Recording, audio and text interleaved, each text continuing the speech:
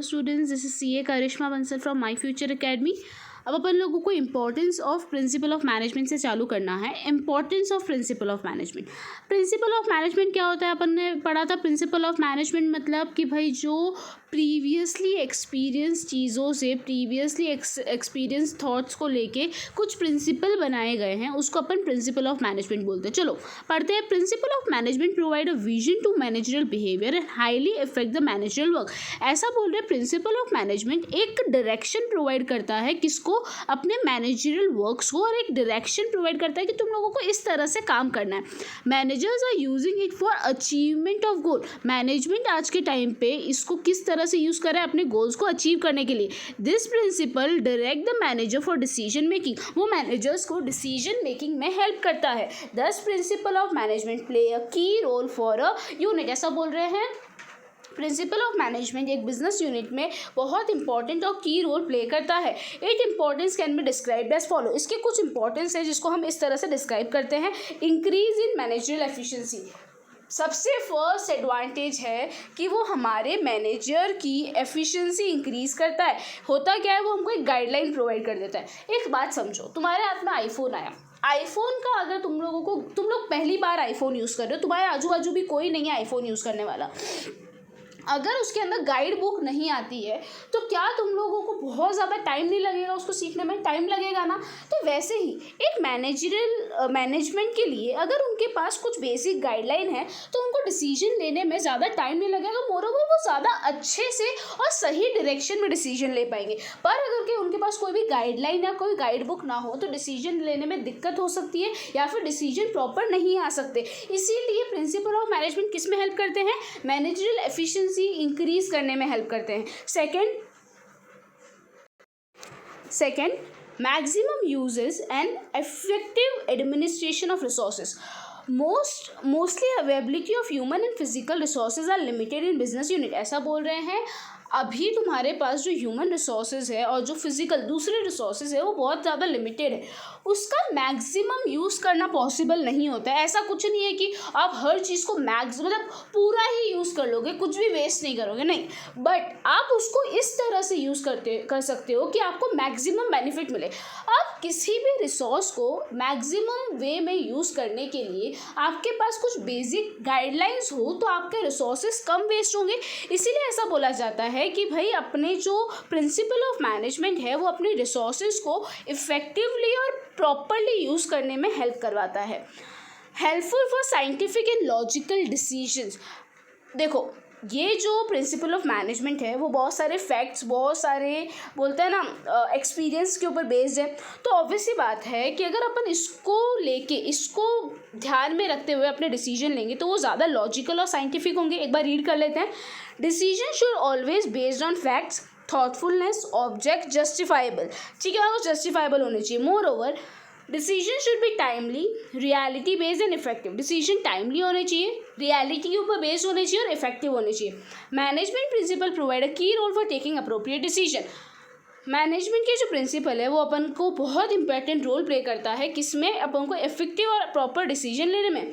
Using management principle decision can be made appropriately, timely, without partiality and unbias. ऐसा बोल रहे हैं कि भाई इसको ध्यान में रखते हुए अपन कैसा डिसीजन ले सकते हैं? अनबायस डिसीजन, टाइमली मैनर में और इफेक्टिव डिसीजन ले सकते हैं।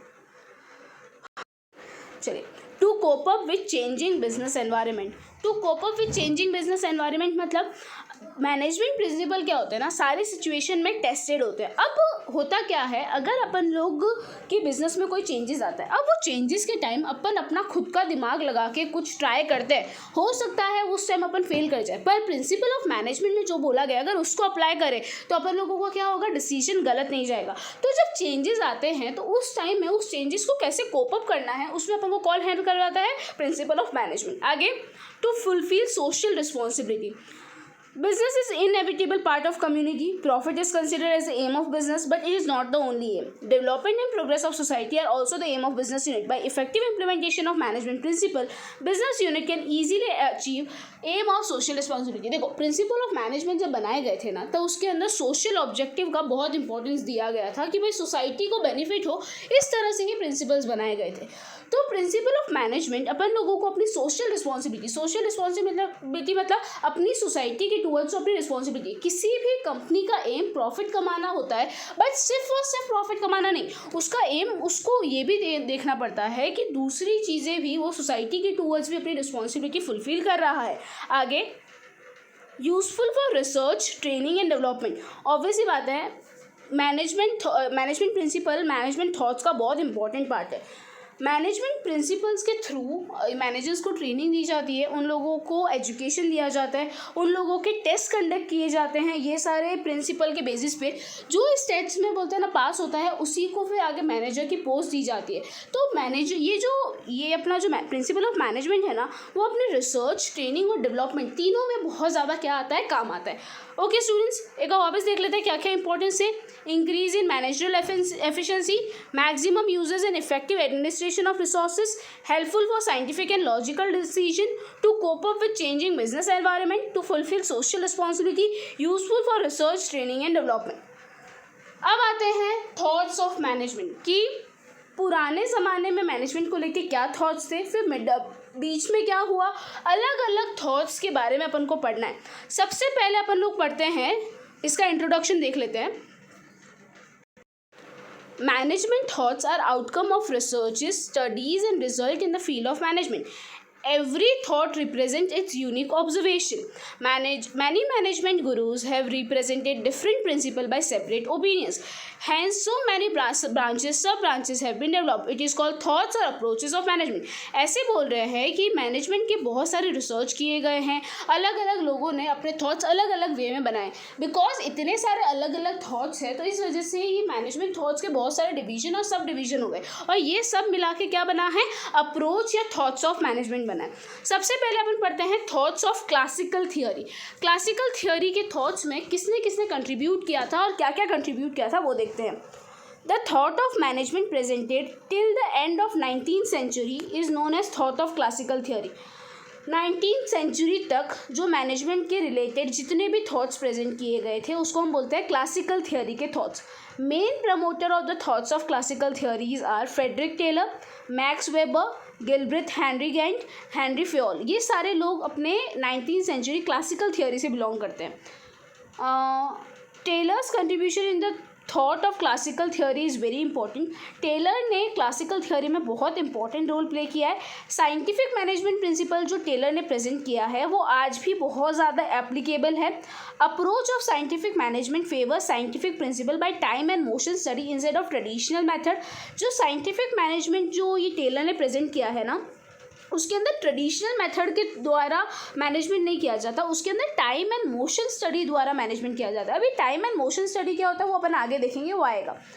Main contribution of scientific principle lies in specialization in management, progressive wage system, responsibility and distribution, scientific distribution of tasks. जो main contribution जो scientific principle ने दिया है उसने अपन को specialization सिखाया मैनेजमेंट में, किस तरह से wage system होना चाहिए वो समझाया, किस तरह से आपको आपकी responsibility और work को distribute करना है वो समझाया. Contribution of Henry Fayol in the thoughts of classical theory is also, जैसे कि टेलर का contribution बहुत important है, वैसे ही Henry Fayol का भी contribution इस थ्योरी में बहुत ज़्यादा सिग्निफिकेंट है. He significantly considered to the thought of management by presenting general principle of management. He decided levels of different task in a business unit and try to decide limit of the task. उसने अलग अलग level ढूंढे कि ये task कौन से level का, ये टास्क कौन से लेवल का, ये टास्क कितने टाइम में पूरा हो जाना चाहिए, ये टास्क कितने टाइम में पूरा हो जाना चाहिए. To perform managerial duty at different level he provided universal principle of management as guideline. As a guideline उसने क्या बोला कि अलग अलग लेवल पे अलग अलग तरीके से मैनेजमेंट का काम किया जाता है, तो किस तरह से वो काम करना है उसने उसकी गाइडलाइन प्रोवाइड की. Apart from this there is a contribution of Max Weber into the thoughts of classical theory. The 19th century formats and size started to change due to industrial revolution. 19वीं century के बाद क्या हुआ ना, industrial revolution आने लगा। Industrial revolution के बाद जो मैनेजरियल थॉट्स होते हैं, मैनेजरियल कंसेप्ट होते हैं, उसमें थोड़ा चेंजेस आने लगे। As a result need for change arise due to limitation of classical theory like importance to financial motivation, less importance to human approach and informal relationship. जो classical theory थी ना, उसके अंदर ह्यूमन को बहुत ज़्यादा इंपॉर्टेंस दिया गया था और फिनेंस को बिल्कुल भी इंपॉर्टेंस नहीं दिया गया था। तो ये सबसे बड़ी लिमिटेशन थी क्लासिकल थियोरी की। तो अब इस थियोरी की लिमिटेशंस को हटाने के लिए नई थियोरीज आई, जिसको अपन बोलते हैं thoughts of new classical theory. अब thoughts of new classical theories में क्या है, चलो पढ़ते हैं। To remove some limitation of thoughts of classical theory, some management expert made changes and established new approach.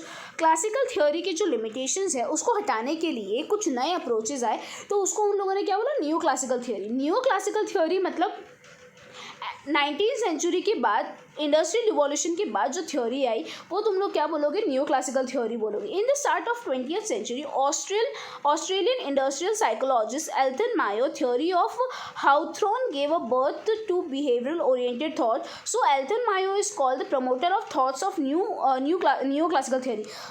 ये जो न्यू क्लासिकल थ्योरी का जो बोलते हैं ना थॉट है, वो सबसे पहले किसके दिमाग में आया था, एल्टन मायो। किसके दिमाग में, एल्टन मायो। ये इंपॉर्टेंट क्वेश्चन है, ये तुम लोगों का 1 मार्क में आ सकता है, ठीक है।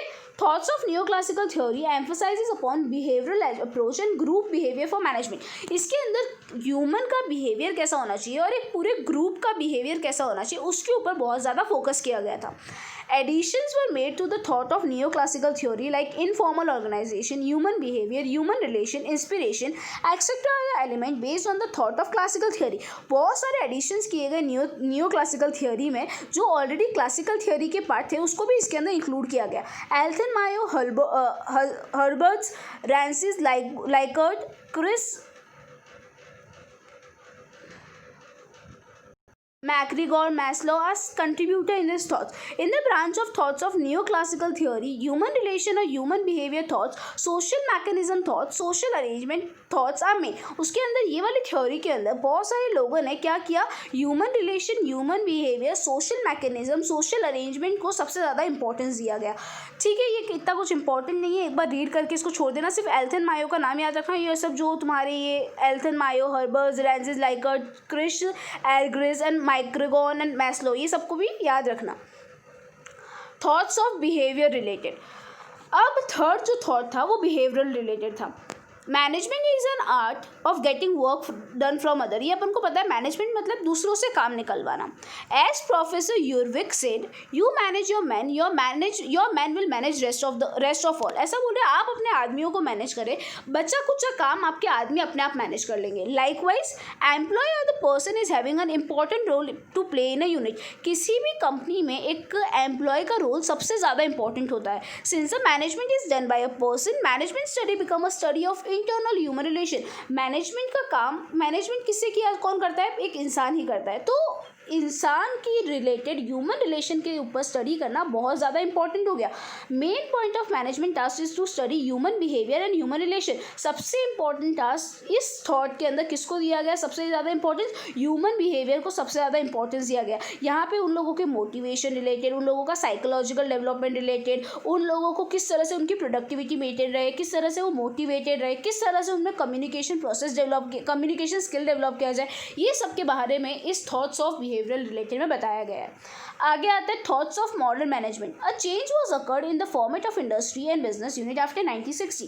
As a result, need of special approach of management was arise. As management is not confining to only business units, special professional class of manager was emerged, where advocacy in this thought for psychology, social studies, statistics, mathematics, and computer informations were made. Management gurus like Connors O'Donnell, George R. Terry have contributed in this thought. Moreover, Peter F. Drucker, William Auchi and C.K. Prahalad have also contributed in this thought. ऐसा बोल रहे हैं कि 1960 के बाद जो management करने का तरीका है उसमें बहुत ज़्यादा चेंज आ गया। एक स्पेशल अप्रोच नीडेड था, क्योंकि पहले अब है ना बिजनेस सिर्फ है ना ये कंपनीज तक लिमिटेड नहीं हो गया था, बहुत सारे प्रोफेशनल लोग भी बिजनेस के अंदर आ गए थे। तो बहुत सारे चेंजेस नीडेड थे, जो बहुत सारे लोगों ने जिसमें हेल्प की। अब ये सारे चेंजेस किस तरह से लाए गए, ये सारे चेंजेस साइकोलॉजिकली, सोशल स्टैटिस्टिक्स को कंसिडर करते हुए, मैथमेटिक्स को कंसिडर करते हुए, हर चीज़ों को, इन्फॉर्मेशन को कंसिडर करते हुए, इन्फॉर्मेशन टेक्नोलॉजी को कंसिडर करते हुए लाए गए।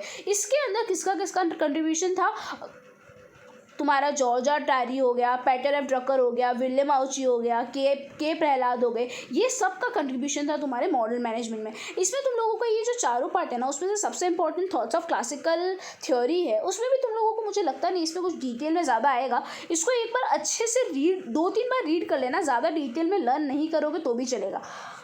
अब अपन लोगों को 2 दिन का चैप्टर बाकी आएगा, सैटरडे को ये चैप्टर ख़त्म हो जाएगा। हाँ, हो जाएगा। उसके अलावा कुछ डाउट्स हो तो मुझे पूछ लेना।